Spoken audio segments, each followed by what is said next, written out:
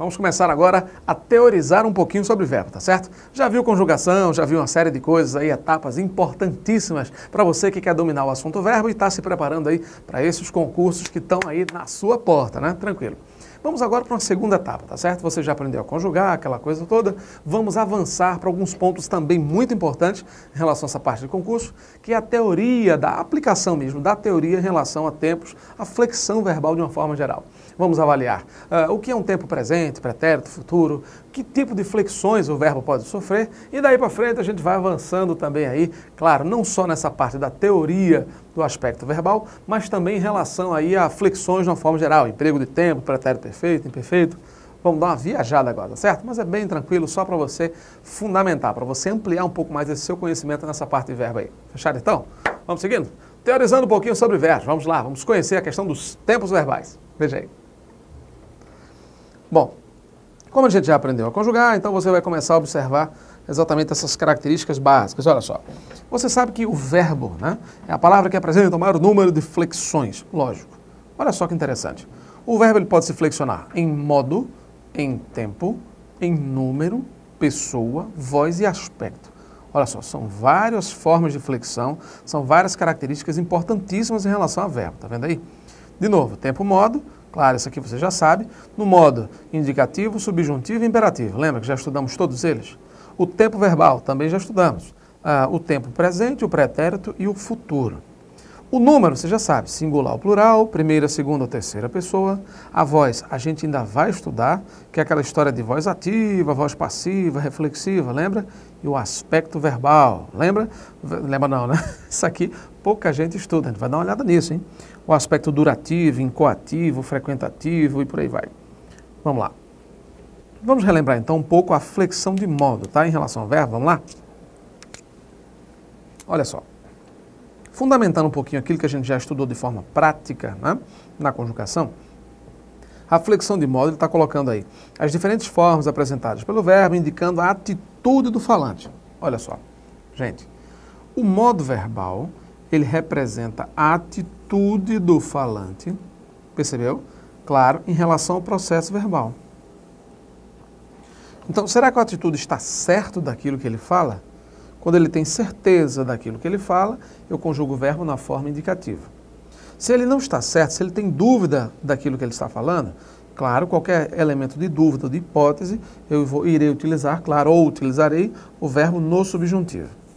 No caso da ordem, lógico, está totalmente associado ao verbo imperativo, tá vendo aí?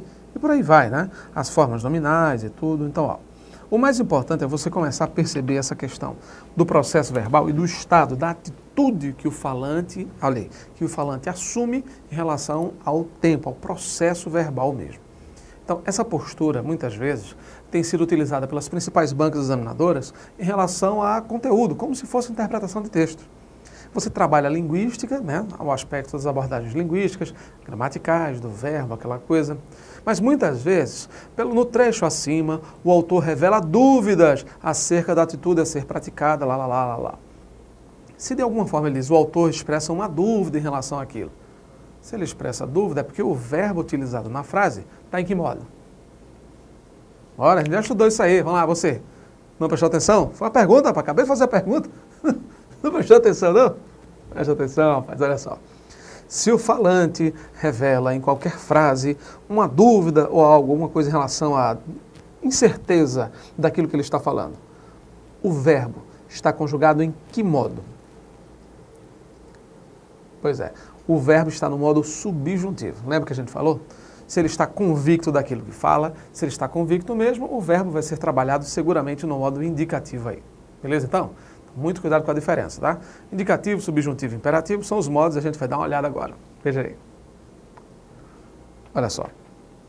Então você tem o falante assume, né, a dúvida, a postura do falante, então não esqueça, tá? Quando a gente fala em modo verbal, nós estamos falando aí da postura, a atitude do falante em relação ao processo verbal. Percebeu? Então isso é muito importante, tá? O modo mesmo, né, representa isso. Beleza? Tá.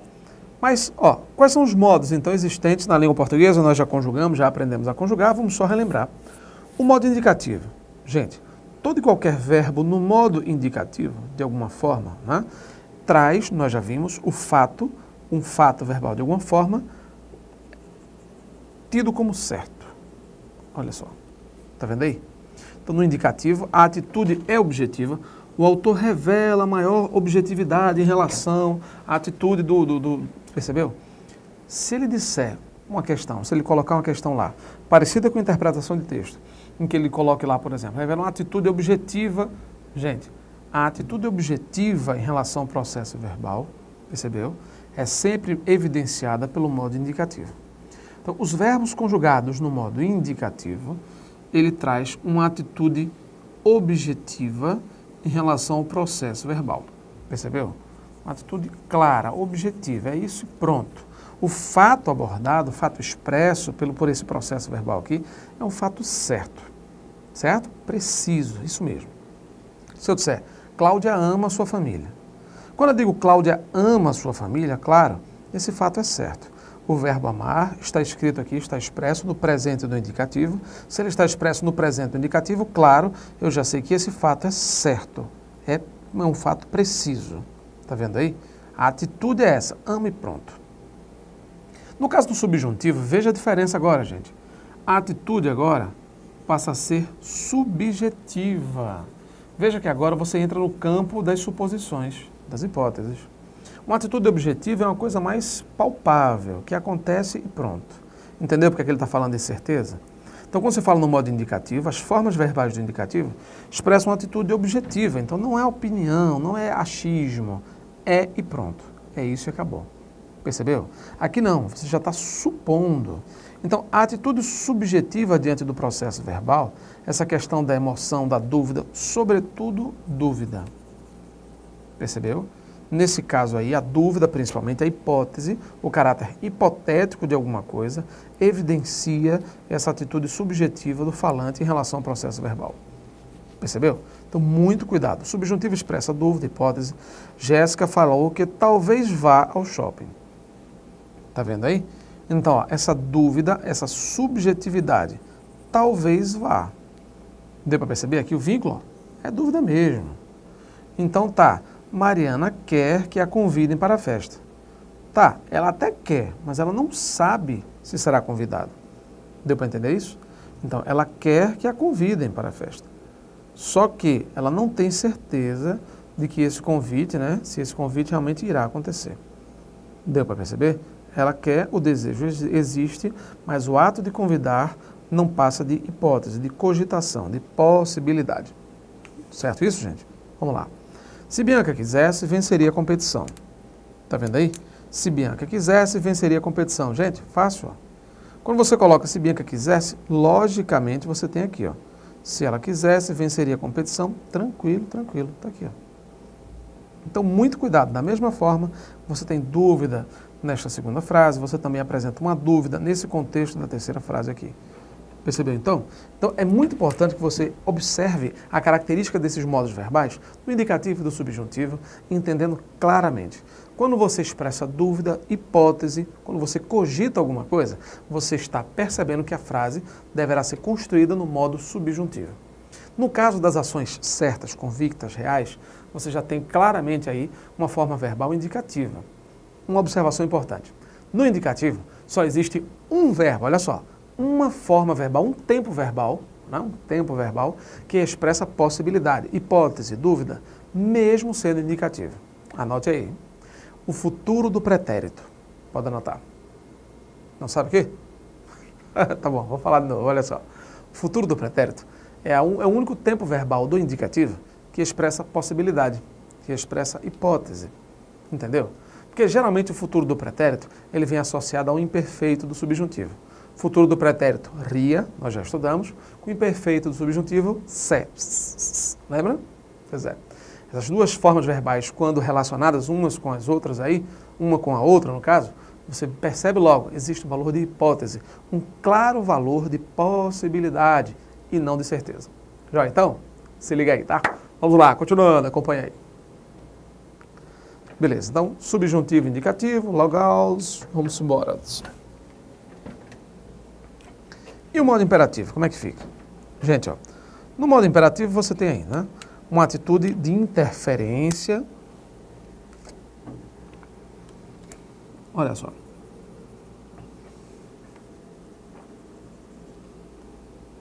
Tá vendo aqui? Uma atitude de interferência. Beleza. Nesse caso, essa interferência representa muitas vezes a ordem, súplica, conselho, sugestão. Tá vendo aí? Essa interferência ela é muito injuntiva, né, pessoal? O verbo no imperativo ele possui um alto caráter injuntivo. O que é caráter injuntivo? É aquele caráter, lógico, né, que indica ordem, pedido, desejo, súplica, comando, né, de uma forma geral. Então ele diz, ó, revela a atitude de interferência do falante sobre o interlocutor, exprimindo mando, solicitação, ordem, conselho, sugestão, súplica, convite, tá vendo aí? Então é muito importante, ó. E no imperativo, lembra que nós falamos? Ninguém dá ordens a si mesmo, tá? É um verbo de elocução. Então ele sempre se refere, sempre se dirige a um interlocutor. Por isso é que é um verbo de elocução. Joia? Aí você tem nesse caso aqui, né, um verbo de interpelação. Você fala diretamente com alguém, né? Vamos lá. Por isso, esse modo só possui as formas que admitem o interlocutor, segundas e terceiras pessoas, já falamos isso, né? Lembra? O mais importante é isso. O modo imperativo, ele exerce uma atitude de interferência sobre o interlocutor. Percebeu? Interferência, mando, comando, ordem, tranquilo, em relação ao interlocutor aí. Faça-me um favor. Pedido. Tá vendo aí? Faça-me um favor. Tenha paciência. Quando eu digo tenha paciência, eu estou aconselhando. Seja firme, tenha calma, respire um pouco, relaxe, tá vendo aí? Saia daqui. Ordem. Olha só, uma exclamação. Se for grito, você pode colocar 3 exclamações, fica mais bonitinho. Beleza? Tá aqui. Joia então? Bom, passamos os modos verbais, vamos relembrar um pouco do tempo verbal então? Via de regra, vamos lá. Bom, e em relação ao tempo, como é que fica, gente? O tempo, claro, verbal, ele pode oscilar sempre entre o presente, o pretérito e o futuro. Essa oscilação de tempo, presente, pretérito e futuro, ela é importante, você sabe. O presente é no momento da fala, o passado, lógico, né? Ó, agora ele entrega a recompensa. Essa aqui é uma característica básica em relação ao verbo. Agora ele entrega. Então, quando a gente fala na flexão temporal, lógico, você tem que observar a característica de cada um. Nós já vimos presente, pretérito, futuro, já conjugamos o perfeito e o imperfeito. O mais importante é você sacar o seguinte, ó. Nós já vimos a conjugação. Ainda não compreendemos exatamente o que é um tempo verbal de pretérito imperfeito e imperfeito. O que eu quero mostrar para você agora é o seguinte, a gente vai entrar numa segunda etapa de estudo de verbo, que é exatamente a compreensão do que vem a ser efetivamente esses verbos. Marcelo, mas a gente poderia ter começado dessa forma e depois aprendido a conjugar, né? Teoricamente. O grande problema é que no emprego de tempos e modos verbais, a gente vai falar de presente histórico, uma série de outras coisas que de repente você pode não entender. Então, como é que eu vou colocar um verbo, explicar a teoria ou a aplicação, a aplicabilidade de um verbo no pretérito mais que perfeito, se você não sabe olhar para um verbo e dizer se ele é mais que perfeito ou não, entendeu? Então, a nossa opção aqui foi meramente didática. A gente acha que didaticamente, ó, a gente entendeu que didaticamente é melhor você aprender a conjugação de uma forma geral, aprender a conjugar verbos em tempos e modos, e depois a gente aprofundar um pouco mais. Tá, você aprendeu a conjugar, mas para que servem esses tempos? De que forma eles são utilizados? O que é que eles representam? Aí já é outra história, já é uma nova condução para você aprofundar a sua visão e o seu estudo, claro, sobre conjugação verbal. Legal então? Beleza? Bom, simbora, Morgado. Continuando. Olha aí. Agora ele entrega a recompensa. Ontem ele entregou a recompensa, veja. O processo que ocorreu anterior ao momento da fala e o futuro ocorrerá posteriormente ao momento da fala. Então, claro, aí é simplesinho. No momento em que se fala. Primeira realidade. O outro, anterior ao momento da fala. E o outro é posterior. Tá vendo aí? Posterior ao momento da fala. Beleza. Amanhã ele entregará a recompensa. É só para você se basear, gente, basicamente, né? No momento, anterior ao momento e posterior ao momento. Certo? É só para você perceber um pouco essas diferenças básicas que acontecem aqui. Já, gente? Tranquilos? Continuando, vamos lá. Tempos simples e tempos compostos. O que vem a ser isso aqui? Gente, olha só. É muito importante, claro, você saber a diferença entre tempos simples e tempos compostos, porque existem algumas bancas examinadoras que perguntam ao candidato ou aos candidatos essa diferença, ou coloca formas verbais para você testar aquela equivalência. Olha só, um tempo simples do verbo é formado por um único verbo, uma única palavra. O tempo composto é que é formado por dois verbos. O verbo ter ou o verbo haver, seguido de um particípio. Olha só. Tempo verbal simples, ela chegou tarde. Um único verbo. O tempo verbal expresso na forma composta, eu tenho sempre dois verbos. Percebeu? Dois verbos. Ter ou haver, no comecinho, e outro verbo aduído depois, particípio. Ter e haver, mais particípio. Tinha chegado, tinha ascendido, tinha pegado, percebeu? Havia chegado, havia chegado, havia aprovado, havia imprimido, por aí vai. Então, ter ou haver, aduído. Lembra que a gente viu isso lá atrás? Ter ou haver, aduído. Essa é a forma do tempo composto. Mas como é que funciona a equivalência desses tempos, então? Bom, foi o que nós vimos. Os tempos compostos, um verbo qualquer, ter ou haver, seguido do particípio do verbo que a gente quer expressar na forma composta. Vamos ver alguns exemplos. Como é que funciona o tempo composto de um verbo no modo indicativo? Como é que é isso? Olha só. No modo indicativo, você tem 4 formas compostas. 4, tá certo? 4 formas. Olha só. O pretérito perfeito composto do indicativo, ele é formado assim. Presente do indicativo, mas particípio. Tá vendo aí? Então, você tem o pretérito perfeito, ele é o presente do indicativo, mais o particípio. Exemplo, ó. Eu tenho estudado ou eu hei estudado. Eu tenho vencido ou eu hei vencido. Percebeu? Eu hei aqui é presente do indicativo, hein? Não esqueça não. Marcelo, eu não entendi esse negócio não, realmente eu não entendi não. Gente, olha só. Quando a gente fala em tempo composto, é uma maneira, é uma outra forma de expressar um determinado tempo verbal utilizando 2 verbos. É quase como se fosse uma locução verbal. Marcelo, e por que eu quero saber disso, pelo amor de Deus? Algumas bancas, a FCC, por exemplo, que já fez várias provas de tribunais aí, ela já colocou em questões de verbo, em algumas questões, a forma acima havia crescido, então crescera pode ser substituída sem prejuízo ao sentido por 2 pontos. Tinha crescido, havia crescido, deveria ter crescido. Então ele coloca, de repente, formas e locuções verbais de A até E, da letra A à letra E, para você substituir pela forma equivalente. Então ele pede, tá, mas quer dizer que eu vou ter que trocar este verbo da frase grifada, esse verbo grifado na frase, por algum outro desses aqui. Um desses é equivalente àquele lá? É. A gente vai ver, por exemplo, o mais que perfeito é igual ao imperfeito do indicativo mais particípio. Se você não soubesse o que é imperfeito ou mais que perfeito, certamente estaria mais do que travado agora no estudo dos tempos verbais compostos. Você vai estudar os tempos compostos por uma questão simples, prevenir-se. Não é um assunto que esteja caindo em todas as provas e tal, seja essencial, mas já caiu. Na Fundação Carlos Chagas e várias outras bancas, já apareceu lá a substituição ou a equivalência de um verbo simples, num tempo simples, a equivalência dele na forma composta. Qual seria a forma composta desse verbo simples aqui? Então, muitas vezes eles pedem para você essa equivalência, para você analisar essa relação aí, beleza? Continuando, acompanha aí. Olha só. Aí você tem pretérito perfeito, tranquilo, beleza. E o pretérito mais que perfeito? Olha só, gente.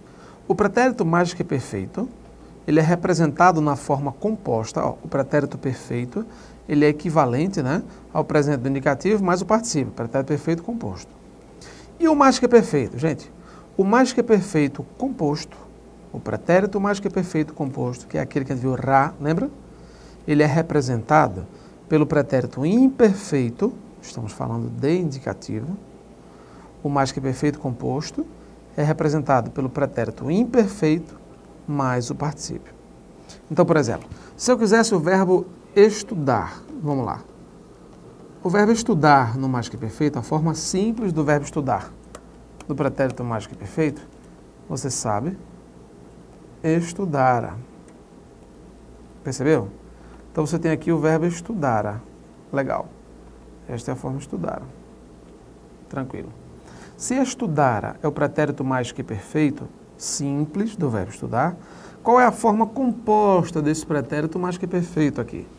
A forma composta do pretérito mais que perfeito. Aí você tem aqui embaixo, não vou nem puxar a seta para cá não, vou logo mostrar aqui. Olha só, pronto. Esta é a forma composta do mais que perfeito. Pretérito mais que perfeito na forma simples, estudara, terminação ra. Pretérito mais que perfeito na forma composta, tinha estudado ou havia estudado. São formas equivalentes. Estudara é a mesma coisa, gente, que tinha estudado ou havia estudado. É a mesma coisa. Entendeu aí? Então, se é a mesma coisa, fácil, fácil, maravilha, maravilha. Entendeu aí? Tinha vencido, havia vencido. Aí, claro que o verbo vencer no particípio, como é? O particípio não, no pretérito mais que perfeito. O verbo vencer, como é que fica? Muito bem. Olha só, vencera. Então, o verbo vencer, vencera. Tranquilo, está aqui. Se o verbo vencer, vencera, você tem aqui, claro, no pretérito mais que perfeito. Então, tinha ou havia vencido é exatamente a forma composta deste pretérito mais que perfeito aqui. Vencera, tinha vencido, havia vencido. Entendeu aí? Então, o mais importante, olha só, este aqui foi o que mais caiu em prova, tá? Esse pretérito mais que perfeito aí, na forma composta, já apareceu muito. Ele é o preferido mesmo das bancas examinadoras. Aquela forma, o mais que perfeito, ra, e a sua forma composta, verbo, né? Imperfeito mais verbo no particípio, certo? Tem que saber, hein? Tem que se ligar, é bom dar uma olhada aí. Vai que um FGV dessa peça aí, vai que um CESP trabalhe novamente com forma composta nas provas. Tem que tomar cuidado, tem que se prevenir, tá certo então? Vamos embora, marcação. Bora lá, veja aí. Vamos lá. Firmeza, firmeza. Olha aí, gente. E os tempos de futuro? As formas simples de futuro, tá? Futuro do presente, futuro do pretérito, como é que fica? Gente, futuro do presente futuro do presente composto. O futuro do presente composto é representado pelo futuro do presente normal mais o particípio. Então, por exemplo, né? Estudarei. A forma verbal estudarei. Tá vendo aqui? Ó, estudarei. Que é exatamente o futuro do presente aqui, terminação rei, lembra? Este é o futuro do presente do indicativo. Qual é a forma composta? Está aqui. Eu terei estudado ou eu haverei estudado. Deu para perceber? Então, eu terei estudado, eu haverei estudado. Esta é a forma do futuro do presente, tranquilamente. Ou então, eu haverei vencido, eu terei vencido. Equivalente a que forma? Muito bem, né? Então, ó, vencerei. Tá vendo aí?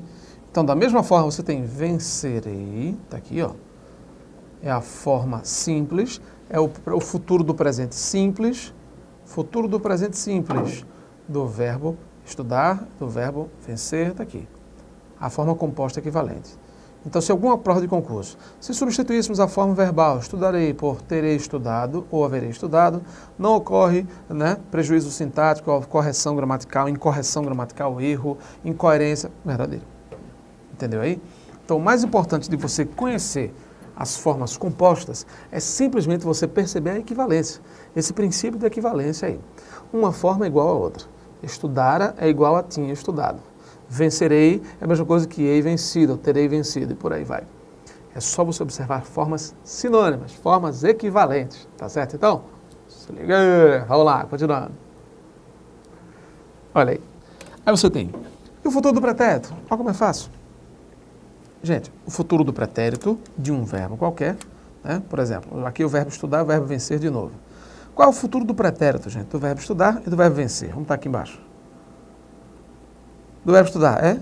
Muito bem, já estudamos, não é isso? Estudaria. Legal. Do verbo vencer, venceria. Não é isso? Ok, venceria. Tá. Ixi, Maria. Apaga. Só. Pronto, vamos lá. Então, ó, estudaria, o futuro do pretérito, a terminação ria. Lembra? Aqui, ó, terminação ria. Legal. Futuro do pretérito, ria. Então, estudaria é o mesmo que teria estudado ou haveria estudado. Percebeu? Venceria, aqui, ó. Venceria é teria, né? Teria vencido ou haveria vencido. Tá vendo aí? Então não se esqueça, estas são as formas equivalentes dos tempos compostos. Vamos avançar. O mais importante é isso. O futuro simples, ele usa o futuro, né? O futuro composto, ele usa a forma simples do futuro. Futuro do presente é o futuro do pretérito, ele sempre terá futuro do presente e futuro do pretérito. Está tudo igual. A única coisa que muda, mais chatinha, é você pegar o perfeito com o presente. No inglês você não faz isso? Você sabe inglês? Estudou inglês já? Aquele negócio de presente perfeito, né? Had visit, aquele negócio, né? Had visit. Geralmente isso. Então você tem o presente indicativo mais uma outra forma verbal, na forma nominal. Só que a diferença é que aqui é particípio, né? Certo?